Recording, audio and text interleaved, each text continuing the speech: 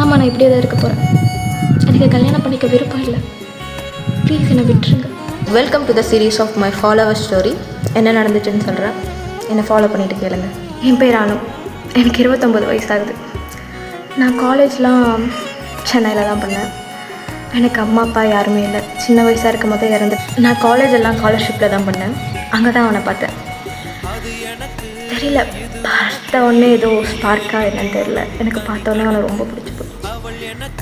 அவன் தான் எனக்கு வந்து ப்ரப்போஸ் பண்ணான். நானும் உடனே அக்செப்ட் பண்ணிட்டேன். எனக்கு அவனை ரொம்ப பிடிச்சிருந்துச்சு. ரொம்பவே தானே பண்ணிக்கலான்னு டிசைட் பண்ணோம். அவங்க வீட்டில் போய் பேசின உடனே அவங்க வீட்டில் ஃபஸ்ட்டு ஸ்டார்டிங்கில் முடியாதுன்னு சொன்னாங்க. பேசி பேசி பேசி கன்வின்ஸ் பண்ணிட்டோம். கல்யாணத்துக்கு ஒத்துக்கிட்டாங்க. கல்யாணத்துக்கு ரெடி பண்ணாங்க. ரொம்ப சந்தோஷமாக இருந்துச்சு.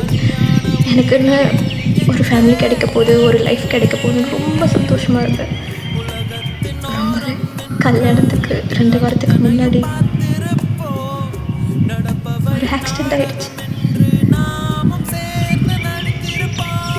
ஸ்பாட் அவுட்னு சொல்லிட்டாங்க. நான் முடியல. எனக்கு ஒரு மாதிரி பைத்தியம் பிடிக்கிற மாதிரி ஆகிடுச்சு அவன் எல்லாமே. என்னால் இந்த சுச்சுவேஷன் ஹேண்டில் பண்ணவே முடியல.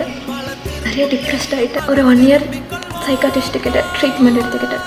கொஞ்சம் கொஞ்சமாக மைண்டை ஒரு மாதிரி ஆக்கி வெளியே வந்தேன். ஆனால் இப்போ வரைக்குமே என்னால் மூவ் ஆன் ஆக முடியல. இது நடந்து 6 வருஷம் ஆக போகுது. என்னால் மூவ் ஆன் ஆக முடியல. ரேண்டமான டிஎம்ஸில் இவ்வளோ அழகான ஸ்டோரி இருக்கும்னு நான் நினச்சி பார்க்கல. அனுக்காக ஏதாவது சொல்லணும்னு நினச்சிங்கன்னா கமெண்டில் சொல்லிட்டு போங்க. பாய்.